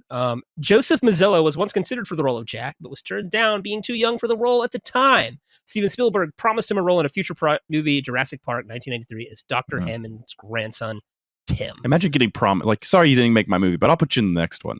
But it turns out to be Jurassic Park. Oh man, what if that kid was upset like, oh, dinosaurs? That's stupid. I like pirates. All right. Jack was the name of one of the boys for whom author Sir J.M. Barrie wrote Peter Pan, and later of whom became the adopted father. The five boys were George, Jack, Nicholas, Peter, and Michael Davies. So, that's sweet. But Charlie Korsmo, he is weirdly an incredible kid actor. He just, was smart and didn't stay with acting. He became went to Harvard. Yeah. Became a political advisor. I'm too smart for this, guys. Yeah, he's just I'm way too smart to be an actor. So he's like a really well accomplished political advisor or something like that. It's crazy. Wild. Okay, all right. So I need a talented kid that's going to really be able to sell me on daddy issues. Yes. Like, and he's so damaged that he's willing to let a pirate become his dad. So I think Ash made it, so he gets to go this time. Ash, you're up. Give me your Jack Banning. All right. Okay. Yeah. So once again, I haven't exploited Rule 3B yet, so he's technically within boundaries. You'll know this name actually. He continues to do films, which is quite rare for child actors to be. So he's dumb. No, he's very young. Like Charlie Corsmo. Yeah. He was, but he's 10 years old. This guy. I believe Charlie was 13, so there will be a bit of a difference, but it might work in his favor. His debut film was a film called The Hotel New Hampshire, and I'm going to give you Seth Green, who you probably will know from Family Guy, Without a Paddle, the interestingly wacky Italian Job guy. Also from Can't Hardly Wait. Yeah. Yes! Yes, he is. There we go. There's a film called Hotel New Hampshire in '84, which he's in, and he actually looks kind of similar to Jack in a weird way. Because, he never got his growth spurt when he was a teenager, but he's probably at his tallest when he's 10 years old. So he's still got that sort of come into the 14-15 era. But yeah, uncredited in '81 with Mr. Merlin, was an actor in a few roles just before '84. But yeah, very established now in terms of rom-com films. Without a Paddle, that's another one as well. That's a personal favorite of mine, The Italian Job. But yeah, I bring Seth Green to the table. Nice. All I can think about is Seth Green and Austin Powers movies. Because his dad's evil. Deliberately avoided naming Austin Powers. Seth Green and Austin Powers is the whole arc of Jack Banning. I hate my father, but also my father's evil. Yeah. So it's just daddy issues. You wanted daddy issues. Okay. Can't catch a break. Oh my gosh. Okay, Nick. Seth Green is on the board. It's on the board. At first, I don't know how I feel about it, but now I've kind of like almost sold myself on it. Well, Corey, I was tempted to play dirty and throw you one of the Corys. Oh, but I think I found someone that personally I think will play this role better. But I'm going to give you Henry Thomas from E.T. himself, the original, the main character kid from E.T. in '82. He's 13 years of age right now, doing Cloak and Dagger and Misunderstood are the movies that he's in. So nothing of major note. Reading Corey's face to see if he actually cares about these shows. Cloak and Dagger's pretty good. Listen, yes. Corey Haim's in Firstborn and Corey Feldman is in your favorite Friday the 13th, or one of your favorites. Oh yeah, you can't pull Feldman out. Yeah, so the final chapter. I'm going to give you the other guy, the other kid Spielberg likes to work with, and they get a round 2 in this one. I mean, I do. I like Cloak and Dagger, but it's not like it's just a good movie. Okay. It's not like like he's integral to it. No, he's the star of it. Is he? Oh, excuse me. He's the main character, but like, I mean, I'm just saying, not a lot of people. It would be ruined then, wouldn't it, Corey? It's just, oh my gosh, this is like Smee all over again. I'm just like seeing two different things here. I can like, I don't know, Seth Green. He's just, I have a hard time. I've watched the miniseries, so I've seen him as a child. But it's hard to not see him as just a small man. I know what you mean. Cloak and Dagger is about a young boy and his imaginary friend who end up on the run while in possession of a top secret spy gadget. That sounds so cool. It's pretty solid. Yeah. We'll just put the other Corey in this one. It's just... Corey Haim would do fine in Cloak and Dagger. My thing is Corey Haim didn't have a ton of range. True. I just don't... Okay. The whole thing of Jack Banning is he's Charlie Corsmo. He just does a really good job. He does. One of the underrated child performances because he comes off so naturally. I'm going Henry Thomas. Nice. Just based on the E.T. audition tapes that we've all seen. Oh, yeah. Quiet on Command, and we're going to really root for the kid. And he always looks lost as a kid. You look at Henry Thomas, he just looks confused, like he never knows where he's at. He's like that kid you see in the mall, and you're like, where's his mom? You lost, kid? So it's just going to work out. He's in Neverland looking for some sort of identity, and Captain James Hook's going to give it to him. No, nice. Yeah, I like it. I'm going to go that. Nice. Man, we are burning some stuff in '84. I mean, Cloak and Dagger's, I think, the least thing I've burned. I've just seen it for some reason. And so, it's fine. It's like, whatever. The Jackie Earle Haley just gets the role. And yeah, there you go. Okay. I think he was number 2 choice for the Glenn role. Okay. That brings us to the top 2. guys, I cannot stress this enough. We cannot screw this up. I can't My promise override's gone. That's your There's fault. not a lot of switcherooing we can do. Let me look at the bottom here. Yep, nothing. You played yourself. Oh gosh. John, done. I mean, Danny DeVito could be Peter Banning. Oh. All right. Okay, well, let's do Captain James Hook. Finally, I'm going to kill Peter Pan, that cocky boy who cut off my hand and fed it to the crocodile. And who killed that cunning crocodile? Who stuffed him? Who made him into a quiet clock? Who went into the other world and stole Pan's children? And who didn't believe I could do it? Not sure if this is the greatest performance of Captain Hook. We've just had a lot of bad ones.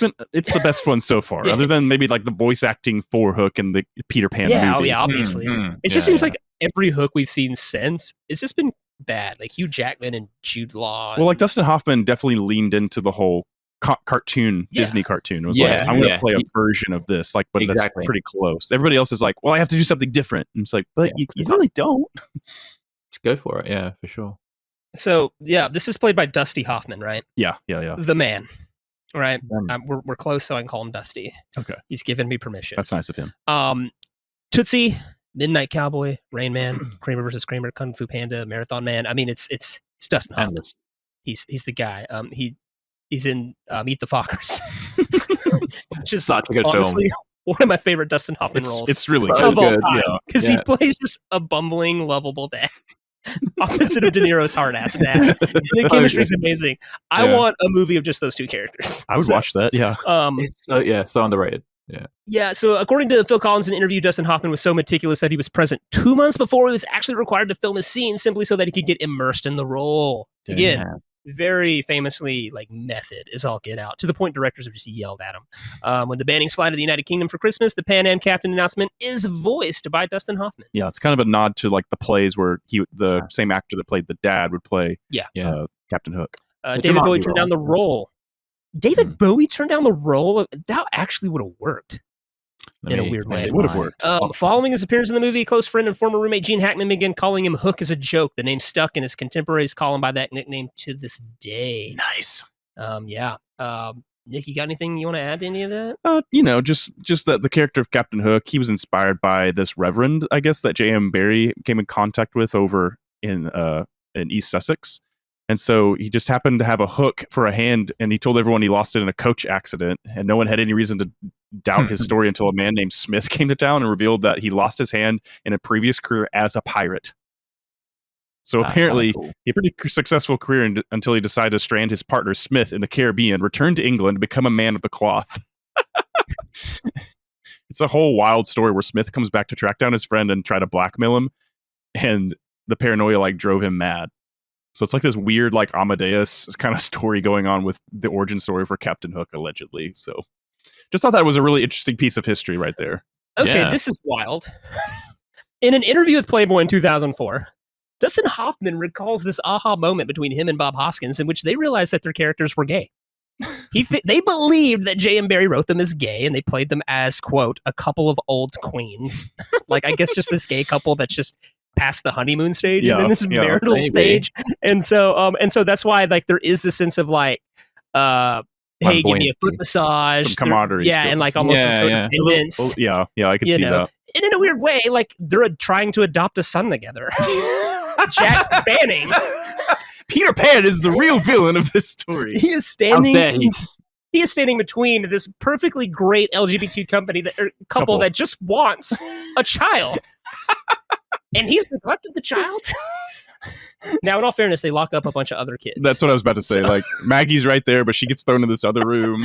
They're constantly trying to kill the lost boys. Yeah, all right. So they're not all great. Captain Hook's not opening an orphanage or But anything. it's interesting. I didn't know that. I didn't know that Dustin I had no idea about that. Character, as gay. Apparently, Spielberg had to be like, guys, pull back a little bit. They're just like, too much. Guys, kid movie. We don't. It's fine. We're probably not going to put this on camera. All right. It's 91. We're not quite ready for this. They will burn us at the stake. So, all right. All right. Cool. I guess if you made this movie now, by all means, make them. It would work. All right. That's interesting. Okay, guys, I need an actor that's super method and is going to play Captain James Hook as possibly a gay man. Well, I think I made it last, so I'll take it here. Yeah, Nick. That's my criteria. Yeah. Okay, Corey. This one, it might be on the nose, but I think like he will play Captain Hook as we have seen him, as with Dustin Hoffman, the cartoon. It'll be very familiar and close to that.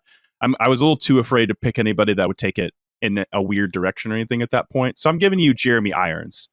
This year, he is in Swan in Love, which is just more of a period piece, it seems like. But I think he would just nail it. It's weirdly like his voice. I know he's the voice of Scar already, but like it's almost on point. It's almost like Dustin Hoffman is doing a Jeremy Irons to an extent. Man, you're right. You know, the voice is almost exactly the same. Mm-hmm. Like he wouldn't have to change. Like it's the same as every other role he's been in. I was about to say Jeremy Irons is not going to have to try hard, stretch too hard. Just play himself. You're older, and you hate children. Got it. Ash, that's brilliant. I don't know what you're about to do. I don't know. I mean, I'm a big fan of Jeremy Irons. I can't really compete with that, but I love the guy I'm bringing to the table, so I'm going to defend him. And I brought him to the table before on Quantum Recast, and he was rejected just so slightly. So we're going again. Okay. I'm bringing you a guy who actually could pull this off very well, and he might have his own take on it, but he will stay true to the Hook role. He's a free agent, and he's quite good at playing villains. I mean, this is a year before he's a Bond villain. I'm giving you Christopher Walken. Christopher Walken? He would suit a pirate outfit. Why he hasn't played a pirate before, I don't know. I just think he can add a bit of charm to it. I mean, he'd definitely have that flamboyance if we're going in that direction as well. But he's definitely played villains, and he's already been established from Deer Hunter, Annie Hall, roughly the same age as Dustin Hoffman was in 91. Mm-hmm. I think he has that sort of like pirate-esque look going on already. And I think he can bring a bit of swagger to the role that Dustin sort of maybe didn't go as far with, maybe. Mm-hmm. I did not know that Christopher Walken was a Bond villain. Yeah. Just who? License to Kill. He was in the Timothy Dalton one, I think. The two that he did. Oh, okay. All right. Well, that's interesting. And you can't blame me because I'm not British and I don't like James Bond. So, in the same way, Ash, I can't blame you for what's about to happen. Oh no! This isn't your fault. Oh no! Christopher Walken has played Captain Hook. He has in a live That's right. TV version that happened in the last 5 to 10 years? 3 years? Yeah, here in America. He has. Yeah, it wasn't great. It wasn't good. Oh it wasn't no! Good, Ash. Oh no! Oh my word! I'm just looking it up now. Hold on 2 seconds. You're telling him this right now. This is the first time he's. Yeah, no. Like this isn't Ash's fault. Wait, so I don't think this... Captain Hook. He has, yeah. Peter Pan Live. Oh my gosh, a TV movie. 2014. Yeah. Okay. On Vudu, if you want to watch it. Yeah, I mean it's out there. I'm not even going to repeat the IMDb score on this because that's the first thing I saw. It wasn't good. I don't know, for whatever reason. In theory, great idea. Love the casting thought. In but practice, is this another Tim Curry Addams Family moment where he was in the wrong movie? Maybe age might have played into it a little bit, but also the fact that it's like a stage live version probably also didn't help. Yeah. Oh gosh, yeah. I don't know that Walken was made for the stage. Yeah. No, it doesn't seem phenomenal like actor. At least not in this role. Yeah. No.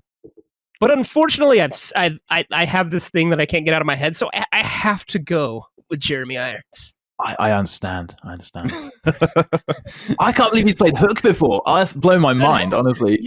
You said crazy. it. He's like, he's never played a pirate. And I'm like, well, he has, but I don't think it landed over there. The United States has this weird thing where we like to do live stage plays on primetime television once a year. For a while, yeah. It's incredible. Like 2014 it came out. Yeah. Mm-hmm. Yeah.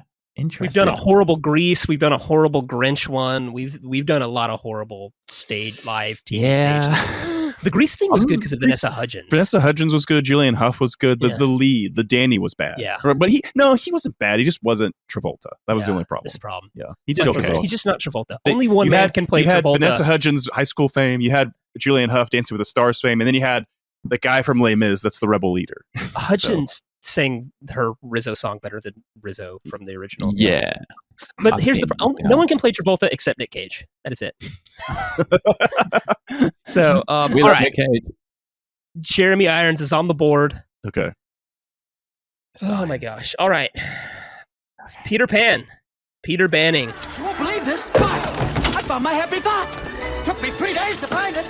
Guess what happened when I did? I went. You know what my happy thought was? It was you. I haven't done a lot of character descriptors coming up at this point because it's like you know who they are, but obviously this movie takes a lot of creative liberties with the character of Peter Pan. Yeah. He has left Neverland, he's grown up, and the real world has gotten a hold of him. It's honestly, when you watch Hook now in your 30s, you're like, man, that is depressing. This is like the death of childhood is what happened. Peter Pan grew up. You watch and goes, Hook about Peter having a midlife crisis. And you're like, and it's just like, yeah, and it's just like, obviously, he's completely forgot about Neverland and being Peter Pan. He has to be remembered, and it's just beautifully written, and it's great. And, and then, like, even rediscovering his childhood, it makes him a better dad. Yeah. You hearing all that, dads? You hearing it? It's okay. It's okay to embrace childhood a little bit of childhood. We don't want to go outside and shoot guns. All right. We want you to be at our baseball games, though. I have to ask, and like we're trying to close, we're trying to wrap up, and this is our last thing. But Ash, we mainly brought you on because you're from England. Is like Peter Pan like this massively important thing over there? Because here it's like it's important because Disney made a cartoon that we saw as kids. Yeah, but obviously it's this important play written by J.M. Barrie, which is from your part of the world.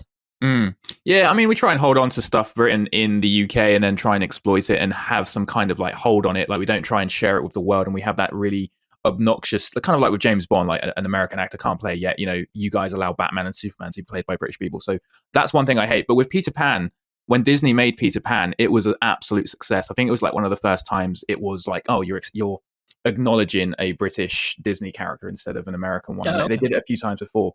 We love Peter Pan. Yeah, it's been redone time and time again here, and you know, like the TV movie of Christopher Walken. Every year we have pantomimes, and most of it is readaptations of just one character, maybe Captain Hook or Wendy or Peter Pan, and they have that ammunition to maybe just the Lost Boys. So and they do it time and time again. But yeah, we do have like a still, I think, a bit of an unnecessary grip on Peter Pan, where I actually think America probably exploited it to the world when Peter Pan came out as a Disney. All right. But yeah, it's one of those things. It's the same with like I guess Winnie the Pooh, I think. Yeah. Okay. Yeah. All right. Yeah. Oh, that's true. They both have a similar. You have like the original cartoon. There's a live action continuation, and there's also a book about or a movie about how they were made.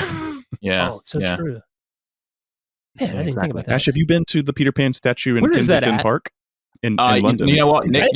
No, I have not been there. Like Nick can testify to this. Like when Nick came here, he was showing me around when we were in Oxford. So I was like, oh, I didn't know Tolkien's grave was in Oxford. Yeah, when me and Ash hung out, we went to Tolkien's grave and to C.S. Lewis's house. Ash, I've done all this. Honestly, it's because I've seen the Peter Pan statue and gone to Tolkien's grave. You've done more than I have, and I think Corey, are we more British than Ash? I think they just call us tourists. Honestly, you've probably done more of the cool stuff. Like, I think it's because it's accessible and you sort of take it for granted that, we won't do it this week. Yeah. In all fairness, Ash has told us he's visiting the States soon. He's like, hey, have y'all been to the Twister Museum in Oklahoma? And we're like, no. Well, so, I thought that. In all fairness, that's just how it is. True. Yeah. All right. Okay. Oh man, yeah. I just wanted to ask. So no. Good question. Get a feel of some context. Yeah. For sure. All right. So it's Peter Pan. It's awesome. Played by the late Robin Williams. Horrible loss that we're all still dealing with. Obviously. The voice of the genie in Aladdin, Mrs. Doubtfire, 1 Hour Photo, Good Morning Vietnam. Oh my gosh. It's Robin Williams. He's Mork from Mork and Mindy. That's where I fell in love with him as a kid.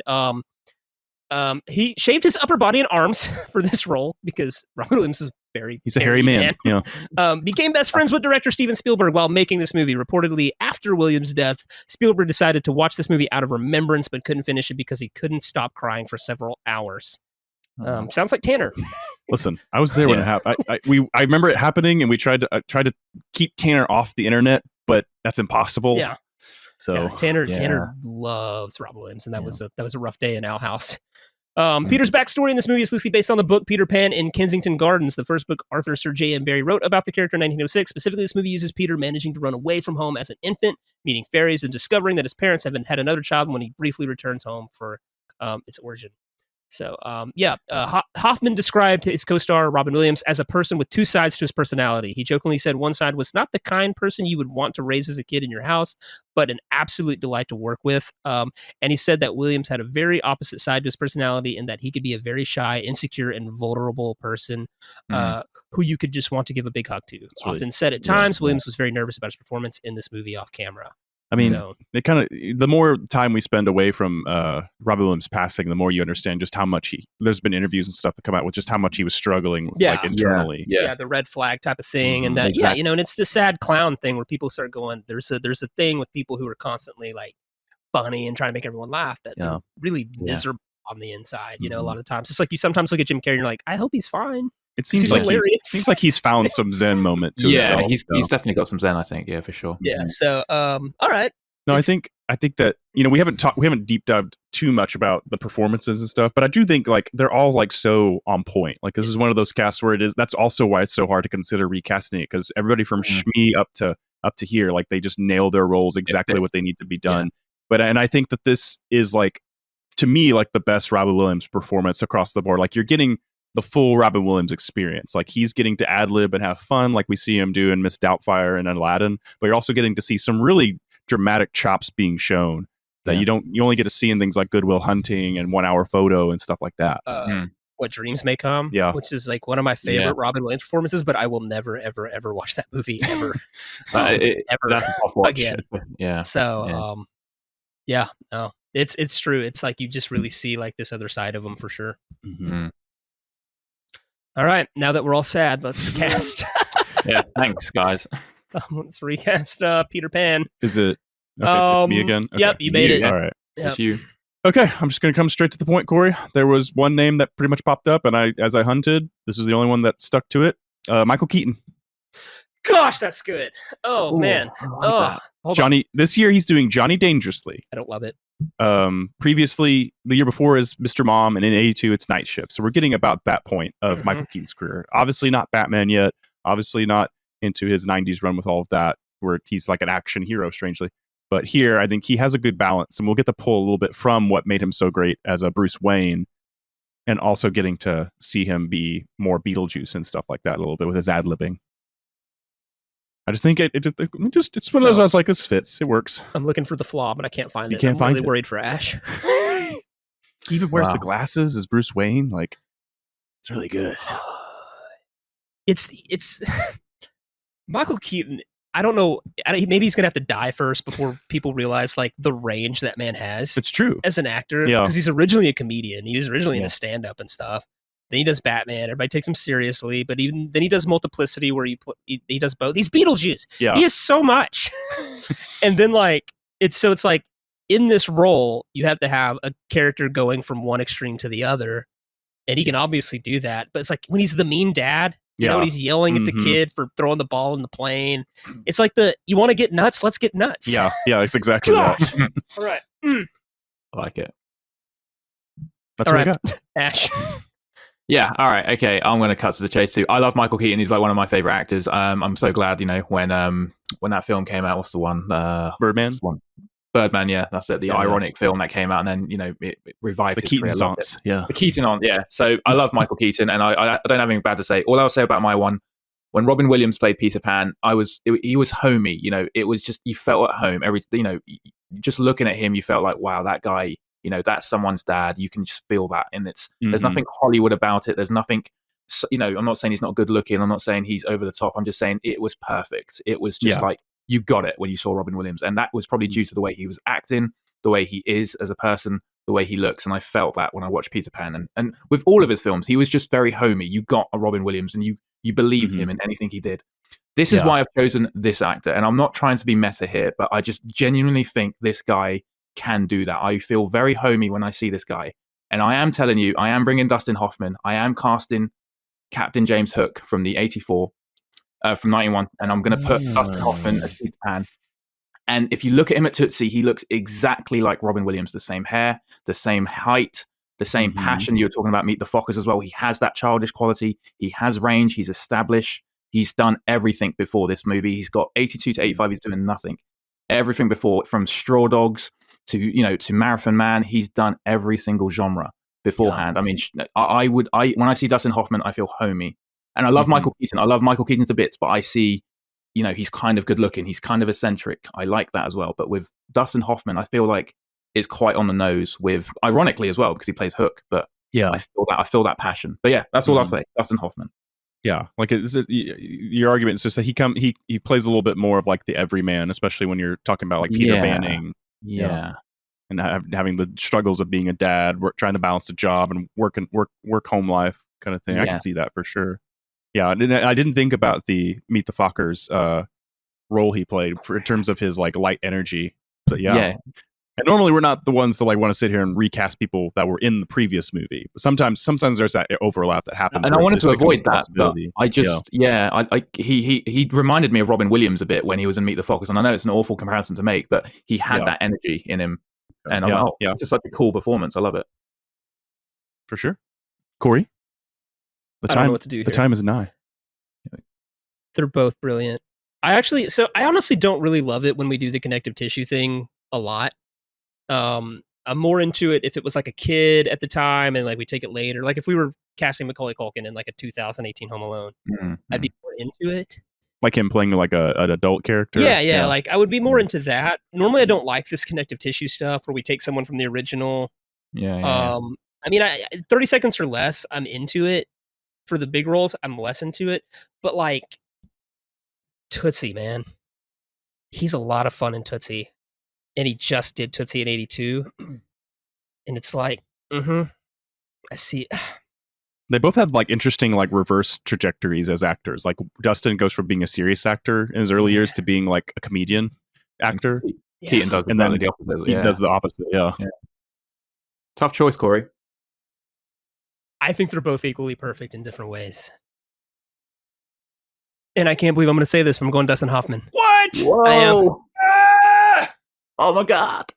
Against everything you believe, Corey. I know. I honestly kind of mad at myself for not going with Keaton, but it's like, I think what I like about the idea of Hoffman doing this is he's coming off like All the President's Men, Marathon Man, Tootsie. Like he has like done this just string of like, I'm the most serious actor in the world. And maybe in 84, it's time to just let him have some fun. Okay. Like, let him loose. I can see that. All right. And it's like, and I think it is the Meet the Fockers thing that y'all brought up. I think that sealed it for me. I was like, oh my gosh, he can be this really lovable character. Yeah. And I mean, like, obviously Keaton can too, but like, I think I like taking the serious guy and forcing him to lighten up a little bit in 84 than doing the opposite with Keaton. You've done it, Ash. You have beaten the odds, as it were. I'm going to be upset at myself later. You probably I am. Like, I'm going to text Nick later and be like, I'm sorry. I should have done Keaton. I'm going to get like a 5-minute voicemail from Corey later. Like, I am. Honestly, that's probably one of the more well-played things y'all have ever put me through. Damn. I don't know that y'all could have brought two better actors for this role in 84. I'm like, when it went quiet, I was like, wow. Of course, Ash was like, okay, well, it's done. All right. Well, that is Hook. It is. And what we think it would look like in 84 if we were in charge. By keeping ourselves within rules, of course, obviously. Yes. The last thing, as Nick continues to fill out the cast here, do you guys think it's weird that there's not like a Neverland theme park? Like we have Harry Potter World, we have Star Wars World now. Should there be like a Neverland theme park? That would be a lot of fun. I feel like there should be. Like, I mean, it was literally built. Like that's the whole beauty of the movie is like you look at it and go like, oh, I want to go to this place. This place looks like somewhere that would be fun to be at. Did they build Pandora? And nothing? Can I go to Pandora? Yeah, you can go to Pandora. Okay, I was like, it's an animal kingdom over in Florida. Is that the Avatar thing? Was it? Yeah. I think the reason there's no Neverland and it's because it's a one-man show. There's only been one movie. There's no sequel. It's just been remade. Whereas the others, franchise, it must be that because you can't make really a sequel to this. It's just a solo go. It's a solo gig, and then you remake it a bunch of times and hope for the best, I guess. For sure. We should also mention the fact, whether it was intentional or not, but you have to kind of like give them credit that they took out the more or less problematic Tiger Lily stuff. They did, yeah. In 91, no one would have been saying you can't do it. Yeah, that's it's for just sure. like, it's like either it was a timing issue or someone on set said, hey, this may not be a good idea. This, maybe we shouldn't do that. Maybe that was something people kind of like glare at the animated movie and how. I mean, being a longer movie, maybe that was also a logic of like, there's just too much to cover. Yeah. Okay. But yeah. Right. All right. Hook in 1984. Playing Gutless, the pirate that gets thrown in the boo box, in a fun cameo will be Michael Jackson. Nice. Man, did he just do Thriller? He did. Oh my gosh, I was going to mention that, yeah. Oh wow, okay. So that could have been my argument. That's awesome. There's might be a dance number right before it happens. Because it's the boo box. All right, Toodles will be played by Burt Lancaster. Moira Banning will be played by Sally Field, of course. Thudbutt will be played by Leo O'Brien of Last Dragon fame. I'm a fan. Maggie Banning will be played by the Poltergeist girl Heather O'Rourke. Granny Wendy, you both chose her, of course. Mary Poppins herself, Julie Andrews. You can just take Maggie's song and give it to Granny Wendy. All right. Smee will be played by Danny DeVito. That's also one that's going to bug me later. Rufio will be played by a young Johnny Depp. Tinkerbell will be played by Andy McDowell. Jack Banning being played by Henry Thomas of E.T. fame. Captain James Hook will be played by Jeremy Irons and will essentially sound exactly the same. And I mean that in a good way. And then Peter Pan, Banning almost does, going to be played by Captain Hook himself, Dustin Hoffman. It's insane. It is insane. I really thought I had a solid can't lose thing there, and Ash came in out of nowhere. I thought you did too. I don't know. You messed up by having too much of a conversation about Dustin Hoffman with Ash. Yeah, I know. I had that Matt Damon moment in Air at the end. Just like, let's just let it all out now. Oh my gosh, that is. I weirdly like it, but this is one of those ones that I'm going to be bugged about like in a week. But luckily, in 2 or 3 weeks, I'll forget we ever did this episode. That's true. And in 8 episodes from now, I'll be like, one day we'll do Hook. And I'm like, Corey, we've done that. That was weeks ago. It's like you're lying. All right, well, that was Hook. That's 1984. Ash, thanks for joining us. Again, we're on all the social media platforms. Go and find us, interact with us, engage with us. Tell us who you would cast in this in like a 1984 version, and try to keep yourself in the bounds of the rules, because this is hard. It is. This is harder than we make it look, I promise.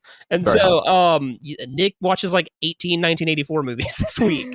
And I'm just like, Nick, calm down. Just Google things. But we hope you enjoyed it. If you've never seen Hook, please go watch it because it's incredible. It is. Give it a better rating than Ebert. But thanks for joining us. We'll be back next time.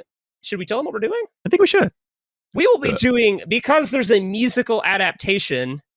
I don't know if the movie's a remake or a musical or a remake of a musical. It is a remake. It's the musical Broadway version being made into a movie.